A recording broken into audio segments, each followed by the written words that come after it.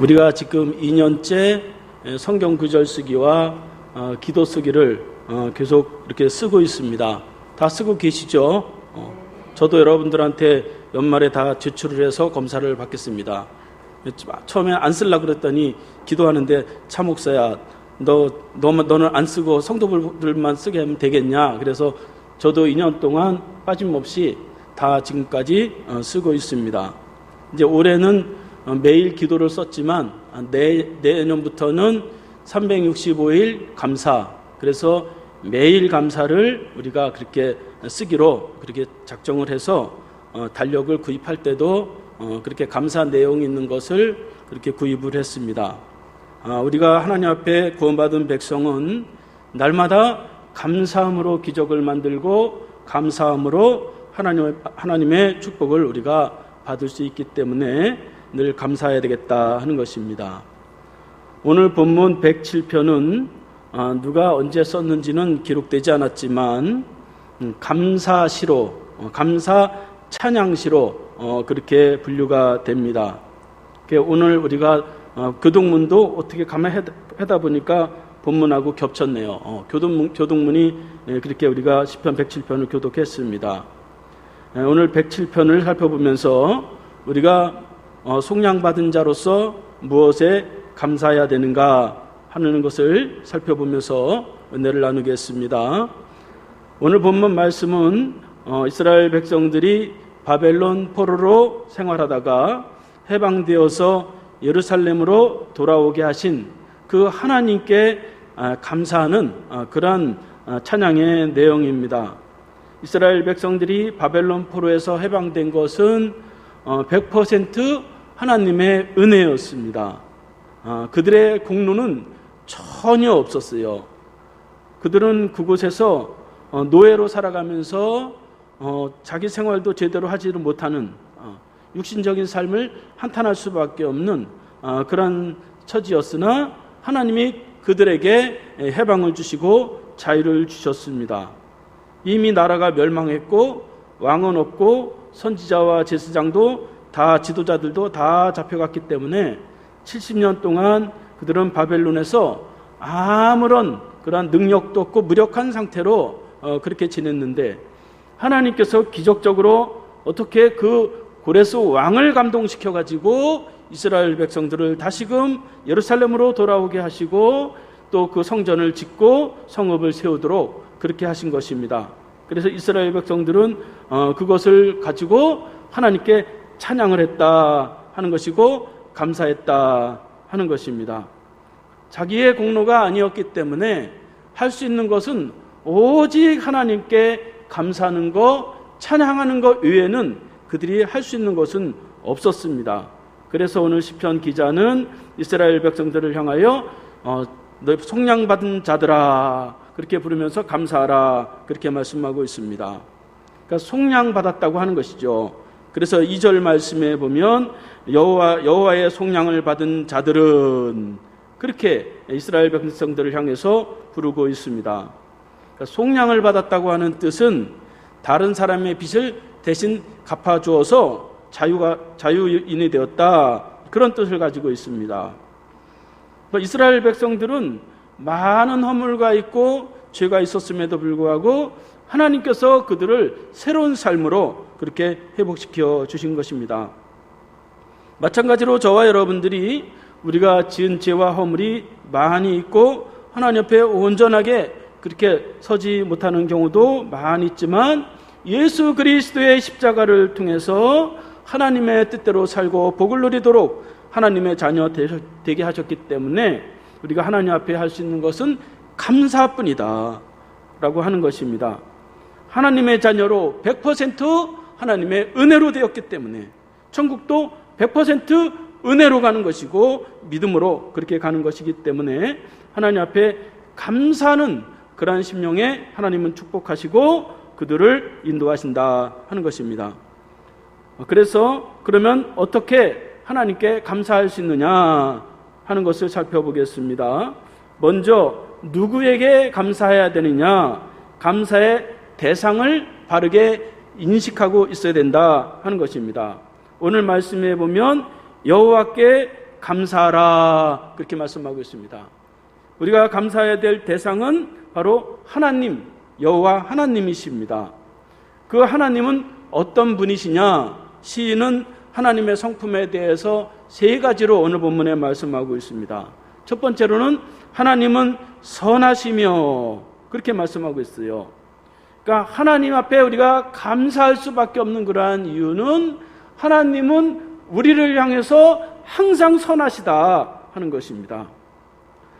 우리를 향한 하나님의 뜻이 선하시고 우리를 통해서 이루시는 그러한 일의 방식도 선하시고 그 결과도 선하게 그렇게 역사하신다 하는 것입니다.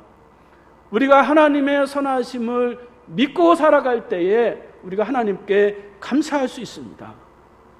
그러니까 그 자기 백성에게 행하시는 모든 것이 선하기 때문에 이것을 믿고 있다면 우리가 하나님 앞에 감사할 수밖에 없죠. 다 선하니까요.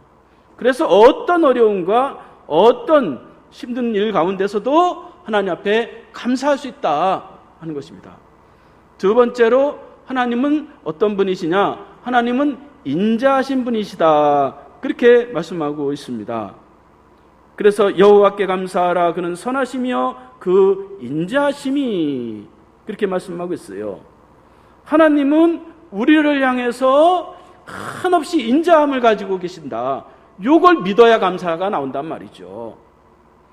부모가 자식을 한없이 용서하잖아요. 못난 자식이라 할지라도 한없이 내 자식이니까 때로는 책망하시기도 하지만 그래도 한없이 그 인자하심으로 그 자식을 가슴으로 다 품죠. 아무리 잘못을 했다 할지라도 부모는 다 품는 거예요. 그러니까 하나님의 인자하심은 자기 백성을 향해서 모든 것을 다 품는 그런 하나님이십니다.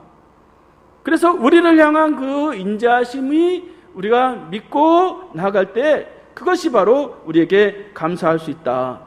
내가 잘할 때만 하나님이 우리에게 인자하심을 베푸시고 조금 잘못하면 에라 이놈아 그리고 버리시냐? 그렇지 않단 말이죠. 끝까지 하나님 우리를 때로는 징계할지언정 우리를 끝까지 인자하심으로 대하신다 하는 것을 믿을 때에 우리가 하나님께 감사할 수 있다 하는 것입니다. 세 번째로는 하나님은 영원하시다 하는 것이에요. 오늘 본문 말씀 보니까 여호와께 감사하라 그는 선하시며 그 인자하심이 영원함이로다 그렇게 말씀하겠어요. 하나님은 변하지 않는다는 거예요. 조건에 따라서 내가 조금 잘못하면 이렇게 변했다가 조금 잘하면 이렇게 변했다가 그러지 않는단 말이죠. 하나님은 나를 향한 하나님의 뜻을 세웠으면 끝까지 나를 믿어주시고 영원토록 변하지 않고 하나님 우리를 축복하시고 붙들어 주신다 하는 것입니다. 천국 가는 것도 하나님이 근거가 돼서 천국 가는 거예요. 나한테 맡겨놓으면 말이죠, 내가 말이죠 마음 변하면 안 가면 그만인데 내가 변해도 하나님 끌고 가십니다. 때려서 죽여서라도 데리고 가는 거예요, 천국은. 그래서 하나님은 우리를 끝까지 영원하시도록 변하지 않고 우리를 이제 책임을 지시고 또 그 뜻을 이루신다 하는 것을 믿을 때에 우리가 하나님께 감사할 수 있다 하는 것입니다. 그래서 하나님에 대한 그 대상을 바르게 정의를 하고 있어야 돼요. 대상이 흔들리면 말이죠, 모든 것이 다 흔들려 버릴 수밖에 없기 때문이죠. 두 번째로는 감사하기 위해서는 나는 어떤 사람이냐 하는 것을 우리가 알아야 감사할 수 있다 하는 것입니다. 오늘 본문에서 시인은 이스라엘을 향해서 속량받은 자들아 그렇게 말씀하고 있어요. 2절 말씀에 보니까 여호와의 속량을 받은 자들은 이같이 말할지어다 여호와께서 대적의 손에서 그들을 속량하사 그렇게 말씀하고 있습니다. 내가 하나님께 감사하기 위해서는 나는 누구인가를 정확하게 알고 정의하고 있어야 된다. 나의 정체성을 바르게 가지고 있어야 된다 하는 것입니다. 시인은 이스라엘 백성들에게 너희는 여호와의 속량을 받은 백성이다 그렇게 말씀하는 거예요. 속량을 받았다고 하는 것은 성경에 여러 가지로 많이 말씀하고 있어요. 세 가지만 말씀을 드리면 첫 번째로는 애굽에서 종살이에서 구원해낸 것을 속량받았다 그렇게 말했어요. 신명기 24장 18절 말씀에 보면 너는 애굽에서 종되었던 일들과 내 하나님 여호와께서 너를 거기서 속량하신 것을 기억하라. 그렇게 말씀하고 있어요. 애굽에서 노예 생활할 때에 하나님이 출애굽을 시키고 10가지 기적을 베풀고 홍해를 가르고 모세를 세워서 가나안 땅 축복의 땅을 준 것은 하나님께서 그들을 속량하셨다. 그렇게 불렀어요. 그러니까 이 구원받은 것이 속량받은 것입니다. 두 번째로 속량받았다는 뜻은 몸값을 대신 지고 빚을 대신 갚아줬다. 그런 뜻을 가지고 있어요. 레위기 25장 48절 말씀에 보면 만일 너와 함께 있는 거류민이나 동거인은 부유하게 되고 그와 함께 있는 내 형제는 가난하게 되므로 그가 너와 함께 있는 거류민이나 동거인 또는 거류민의 가족에게 후손으로 팔리면 그가 팔린 후에 그에게는 속량받을 권리가 있나니 그의 형제 중 하나가 그를 속량할지니라. 그렇게 말씀하고 있습니다. 빚으로 가난하게 살다가 어느 날 한 명이 부자가 되었을 때에 이 부자가 이제 그 빚을 대신 갚아주고 그 사람을 노예에서 풀어줄 수 있다. 그렇게 법을 정한 것입니다. 그러니까 빚을 대신 갚아줬으니까 얼마나 감사해요. 그것을 바로 속량받았다. 그렇게 말해주고 있어요. 세 번째로는 형제가 저당 잡힌 그 땅을 이제 찾아주는 일도 속량받았다. 그렇게 말했어요. 레위기 25장 25절 말씀에 보면 만일 내 형제가 가난하여 그 기업 중에 얼마를 팔았으면 그에게 가까운 기업 물을 자가 와서 그 형제가 판 것을 물을 것이요. 그렇게 말씀하고 있어요. 또 룻기 3장 13절 말씀에서도 보면 이 밤에 거기 머물르라. 아침에 그가 기업 물을 자의 책임을 내게 행하려 하면 좋으니 그가 기업 물을 자의 책임을 행할 것이니라. 그렇게 말씀하고 있습니다. 그러니까 땅을 대신 저당 잡혔는데 그 빚을 대신 갚아주고 빚에서 구원해 주는 거. 또 남편이 죽었는데 그 남편 자식이 후손들이 다 끊겨버렸으니까 대신 그 여인에게 결혼을 하고 다시 그 자손을 이어주는 거예요. 남의 대를 대신 이어줄 수 있는 거. 그것을 속량받았다. 그렇게 말해주고 있습니다. 그래서 룻은 자기 남편이 다 죽었지만 보아스라고 하는 그러한 이제 부유한 자를 만나서 이제 그 대를 이어주는 것을 볼 수가 있습니다. 그래서 이 모든 것은 다 어떤 특징이 있냐면 대신 다 갚아줬다. 그런 뜻을 가지고 있어요. 성경에서 이것을 자꾸 반복하면서 속량했다고 하는 것을 말하는 것은 바로 우리가 예수 그리스도의 대신 속죄함으로 인해서 우리가 구원받은 백성이 되었다. 그것을 말해주기 위해서 자꾸 말하는 거예요.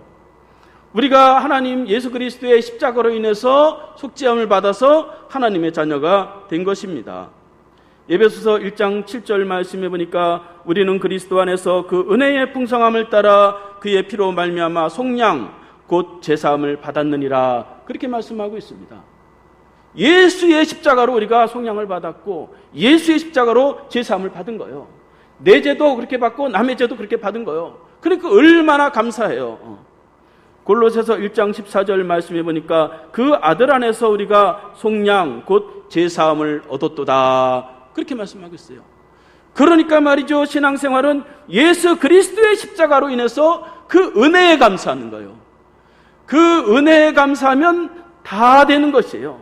우리를 위해서 대속적 죽음을 하셨다는 그 방식으로 우리를 구원하시고 우리를 축복의 자녀로 삼아주셨기 때문입니다. 그래서 이렇게 속량받은 사람은 하나님 앞에 감사라는 거예요. 그래서 2절 말씀에 보면 여호와의 속량받은 자들은 이같이 말할지어다. 그렇게 말하는 거죠.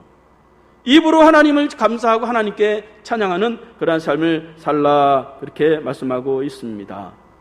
우리가 예수 그리스도의 십자가로 구원받은 백성이 되었고 또 축복의 자녀가 되었으면 우리가 하나님 앞에 늘 감사하시기 바랍니다.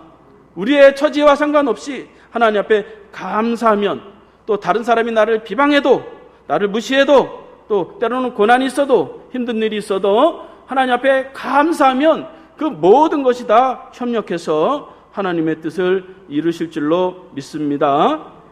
그러면 하나님은 우리에게 어떤 일을 행하셨느냐? 하나님은 우리에게 많은 일들을 행하셨지만 오늘 본문에는 3가지의 일을 행하셨다. 그렇게 말씀하고 있습니다. 감사할 수 있는 그 이유는 하나님 우리를 향해서 일을 행하신단 말이죠. 첫 번째로는 고통 가운데 우리를 모이게 하셨다 하는 것이에요. 2절 3절 말씀에 보면 여호와의 속량받은 자들은 이같이 말할지어다 여호와께서 대적의 손에서 그들을 속량하사 동서남북 각 지방에서부터 모으셨도다 그렇게 말씀하고 있습니다. 이스라엘 백성들은 포로 생활을 하면서 다 흩어졌어요. 나라가 없으니까 다 흩어져 버렸습니다. 북이스라엘은 마지막 왕 호세아 왕 때 아수르에 의해서 멸망을 당하니까 다 뿔뿔이 다 흩어졌어요. 남유다도 바벨론에 이제 포로로 잡혀가자 이방 땅으로 다 그렇게 흩어져 버렸어요. 온 민족이 다 흩어져 버렸어요. 그들이 흩어져서 살아가면서 정처 없이 방황했습니다. 나라가 없습니다. 그러니 어떻게든지 목숨만 어떻게 살을까 해가지고 이방 땅에 가가지고 여기저기 살아가면서 언어도 안 통하죠. 또 먹고 살 게 없죠. 또 외롭고 고통스러운 그러한 삶 가운데서 그들이 그렇게 살아갔는데 하나님이 바벨론 70년 끝나고 그 고통에서 돌아오게 하시고 모이게 하셨다 하는 것입니다. 그래서 이스라엘 백성들이 다시 70만 년 만에 예루살렘으로 오셨을 때에 흩어졌던 많은 사람들이 하나씩 다 예루살렘으로 그렇게 모이기 시작을 했어요. 고국으로 돌아와서 합류하기 시작했습니다. 그래서 거기서 그들은 서로 부둥켜 안고 하나님 앞에 감사하고 찬양했다 하는 것입니다. 예전에 말이죠, 이산가족 찾기라고 하는 그러한 프로그램이 TV에 있었어요. 부부가 서로 헤어져서 70년 동안 헤어졌다가 다시 만나고, 부모와 자식이 70년 만에 헤어졌다가 다시 만나고, 그런 장면을 보면서 말이죠, 함께 한다고 하는 거, 그것이 얼마나 귀중한 것인지 우리가 TV를 통해서 보았습니다. 그래서 그때는 누가 이 사람을 모르시나요? 그러면 그 음악만 들어도 말이죠, 눈물이 줄줄줄줄 막 이렇게 흘렀어요. 그러니까 저와 여러분들에게는 함께 모일 수 있는 가족이 있습니다. 또 이런 교회에서 함께 모일 수 있는 한 성도, 한 교회 공동체가 있어요. 이 모든 것을 보고 감사할 수 있어야 된다 하는 것입니다. 여러분, 가족이 뿔뿔이 흩어져서 생활해 보세요. 얼마나 힘듭니까? 그런데 우리에게 위로가 되고 힘이 되고 격려가 되는 그런 가족이 옆에 있어요. 이것만으로도 우리가 하나님 앞에 감사할 수 있고 평안과 안식을 누릴 수 있다 하는 것입니다. 또 각자가 흩어져서 말이죠, 여기저기서 흩어져서 살지만 또 그러다가 또 주일날 되면 또 모여가지고 우리가 하나님 앞에 하나님의 백성으로 이렇게 예배를 드리잖아요. 이것이 얼마나 하나님 앞에 감사한 것인지 우리가 이렇게 찾아내야 된다 하는 것입니다. 그래서 종말에 누가 구원을 받느냐? 모이는 사람이 구원을 받아요. 마가복음 13장 27절 말씀해 보니까 또 그때 천사를 보내어 그가 천사를 보내어 자기가 택하신 자들을 땅 끝에서부터 하늘 끝까지 사방에서 모으리라 그렇게 말씀하고 있습니다. 그러니까 종말이 되고 말세가 될수록 이 가족 이런 거 귀하게 여겨야 되고 교회 모임 이런 걸 자꾸 귀하게 여겨야 돼요. 종말엔 자꾸 그런 걸 깬단 말이죠. 가족이 말이죠, 자꾸 파탄이 나고 또 교회도 자꾸 분열이 되고 이런단 말이죠. 그러니까 가족을 소중히 여기고 교회 성도 하나하나를 그렇게 소중히 여기면서 하나님이 우리를 이렇게 모이게 하셔서 한 공동체가 되었구나. 거기에 감사하면 하나님이 축복을 안 해주실 수가 없어요. 하나님은 자기 백성을 아주 귀하게 여기기 때문에. 그래서 우리가 가족에서 또 교회에서 이런 일 저런 일이 다 있지만 함께 있다는 것, 이것만으로도 하나님께 감사하면서 살아갈 때에 하나님의 축복이 있기를 바라겠습니다. 두 번째로 거주할 성읍을 주신 것을 감사했다 하는 것입니다.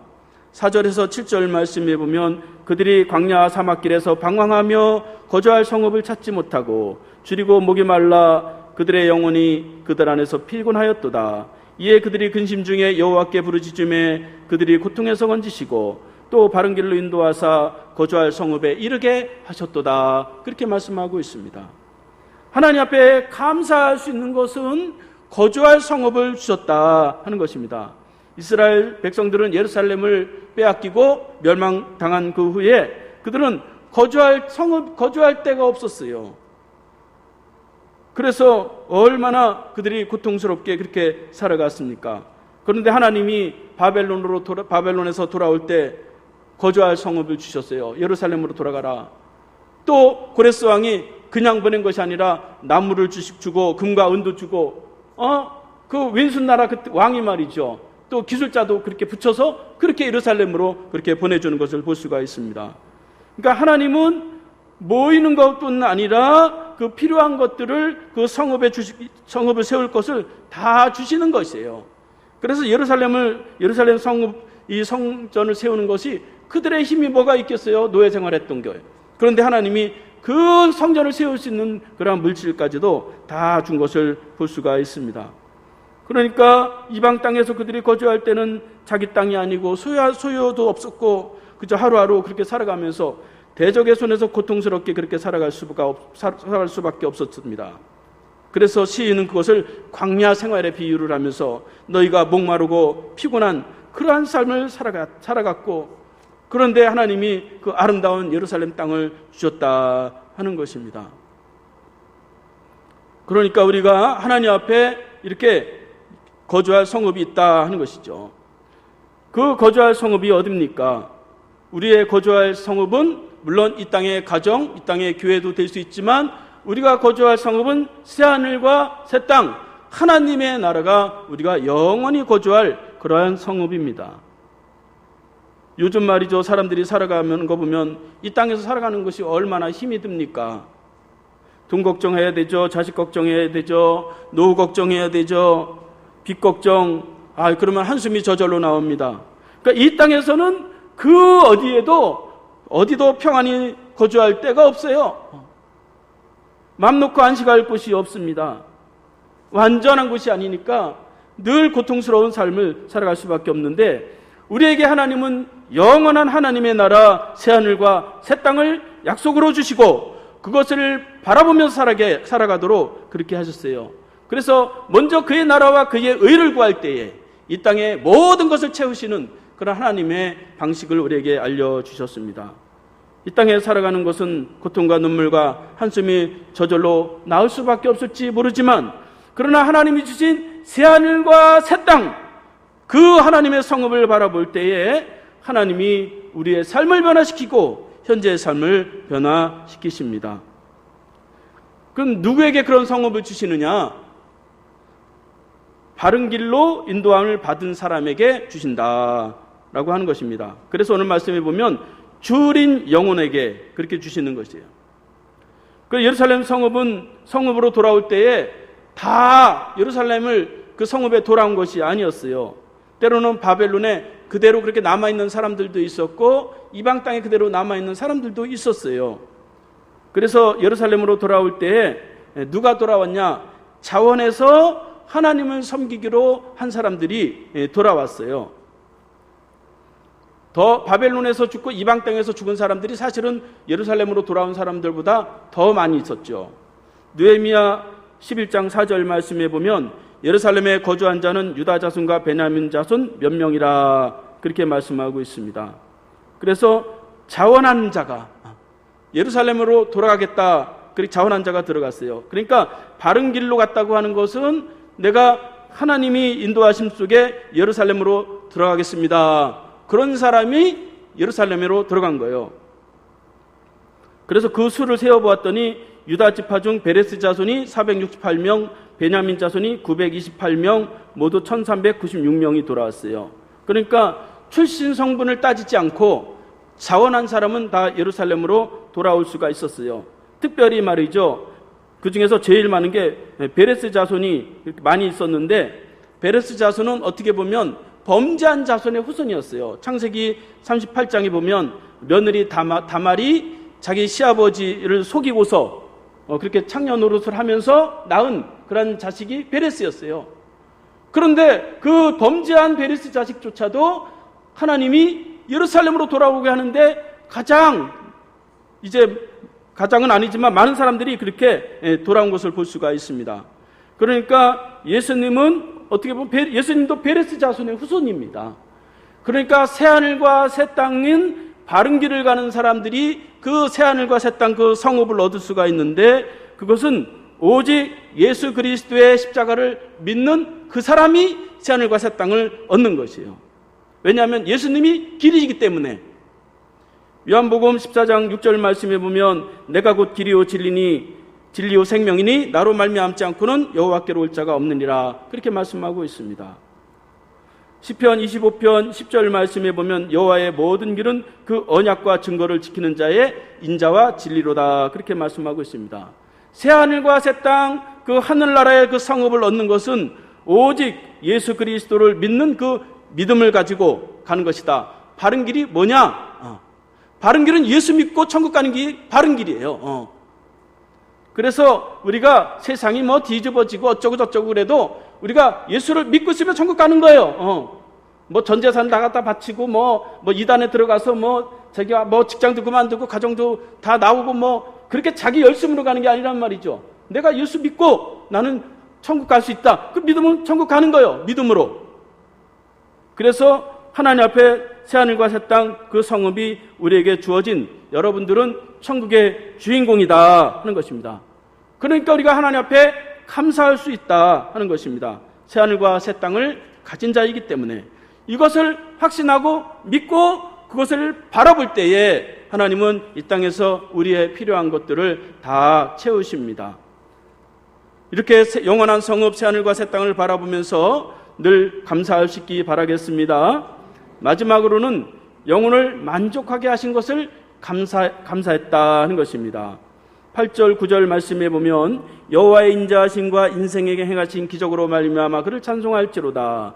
그가 사모하는 영혼에게 만족을 주시며 줄인 영혼에게 좋은 것으로 채워주심이로다. 그렇게 말씀하고 있습니다. 이스라엘 백성들은 70년 동안 바벨론에 살아가면서 60만 힘든 것이 아니었어요. 그들은 영적으로 너무 힘들었어요. 거기는 성전이 없습니다. 제사장이 없어요. 선지자도 없습니다. 마음은 갈급합니다. 채워지지 않아요. 그러나 그들에게 하나님을 말해주고 그 영혼을 보살펴주는 그러한 사람이 없습니다. 그래서 그들은 하나님과 단절된 상태로 늘 고통을 받으면서 육신적으로 힘든 거는 그렇다 치더라도 마음이라도 편해야 되는데 그 영혼이 말이죠 너무너무 공고한 그런 삶을 살았다고 하는 것입니다. 그래서 그들이 고작 하는 것은 을레강변에 가서 한없이 막 우는 거예요. 막 울면서 하나님, 예전에 우리가 하나님을 성전에서 예배드릴 때가 있었는데 그러면서 막 거기서 한없이 우는 거, 그거 외에는 그들이 할 수 있는 것이 없었어요. 그런데 하나님이 그들에게 예루살렘을 주시고 성전을 짓게 하시고 거기서 이제 하나님을 섬기는 것을 볼 수가 있습니다. 그래서 그들이 고백하기를 시편 126편 1절 말씀에 보면 예루살렘으로 돌아오면서 우리가 꿈꾸는 것 같았도다. 그렇게 하면서 다시금 영적으로 회복하는 것을 볼 수가 있어요. 그들은 예루살렘에 돌아와서 수문학 광장에서 성회로 모이고 거기서 말씀이 그 에스라를 통해서 말씀이 선포되고 말씀을 읽어주고 말씀을 해석해 줍니다. 거기서 그들이 한없이 눈물을 흘리면서 위로를 받아요. 그들이 초막절을 지키고 거기서 자복하고 회개하고 금식하면서 하나님 앞에 기도하기 시작을 합니다. 그래서 그 영혼의 만족감과 기쁨을 누렸어요. 그래서 오늘 시인은 그것을 다 체험하면서 영혼에 만족하게 하신 것, 또 그 영혼을 채워주신 것을 감사했다 하는 것입니다. 여러분, 이 땅에서는 이 60만 바라보면 우리가 감사할 수가 없어요. 늘 살아도 힘들고 말이죠. 왜 이렇게 공허한 삶을 우리가 살아가야 되는지. 그런데 하나님이 우리의 영혼을 만족하게 하시고 우리의 영혼을 채워주셔야 우리의 육신도 삶이 기쁘고 삶을 채워주시는 거예요. 그래서 오늘 말씀에 보면 하나님이 무엇을 만족하게 해주시느냐? 영혼을 만족하게 하시며, 그렇게 말씀하고 있어요. 좋은 것을 어디에 주시느냐?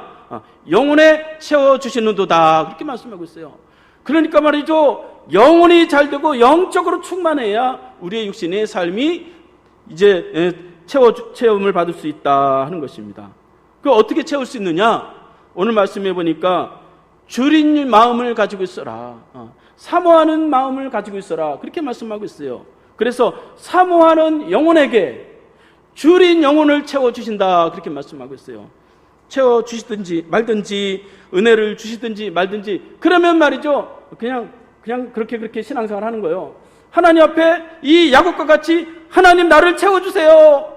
내가 영적으로 너무 힘들어요. 나를 채워주셔서 이 육신의 것도 능히 다스리면서 하나님을 섬기게 해주세요. 이렇게 하나님 앞에 사모하는 마음을 가지고 말이죠. 또 하나님 앞에 그렇게 나아갈 때에 하나님은 그 영혼을 충만하게 하시고 그 영혼을 채워주시면서 우리의 육신의 삶을 변화시켜 주십니다. 그래서 이렇게 육신만을 가지고 살아갈 것이 아니라 우리의 영혼을 잘 살피면서 하나님을 사모해야 된다 하는 것입니다. 이제 말씀을 마치겠습니다. 저와 여러분들은 이미 예수 그리스도의 은혜로 이미 속량함 곧 제사함을 받은 자입니다. 확신하시기 바랍니다. 우리를 향한 하나님의 뜻은 선하시고 그 인자하심이 풍성하시고 변하지 않는다. 이거를 붙잡으시기 바랍니다. 나는 속량함을 받은 자이다. 이거를 붙잡으시기 바랍니다. 그러면 우리의 삶은 감사할 수 있어요. 그 감사함으로 하나님께 나아갈 때에 우리의 육신과 영혼에 필요한 것들을 하나님이 채우시고 우리에게 주어진 삶을 기쁨으로 힘있게 살아갈 수 있기를 바라겠습니다. 기도하겠습니다. 하나님 아버지 감사합니다. 죄와 허물로 죽었던 우리를 예수의 보혈의 피로 속량하여 주신 것을 감사드립니다. 이 육신의 삶이 힘들고 고통 속에 살아간다 할지라도 다시 한번 우리의 영혼을 만족시키시고 영혼을 충만하게 하셔서 주어진 삶 속에 감사와 기쁨으로 주어진 삶을 승리하게 하여 주시옵소서. 예수님의 이름으로 기도하옵나이다. 아멘. 함께 일어나셔서 찬송하겠습니다.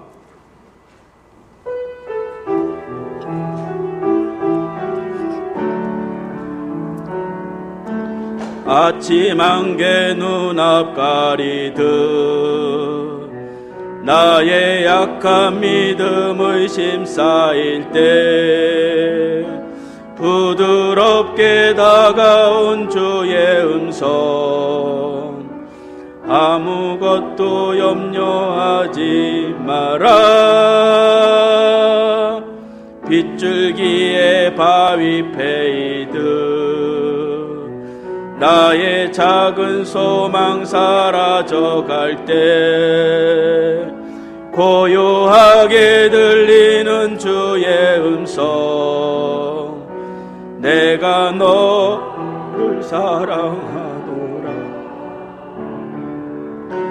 외로움과 방황 속에서 주님 앞에 나아갈 때에 위로하시는 주님 나를 도우사 상한 나의 마음 감싸주시네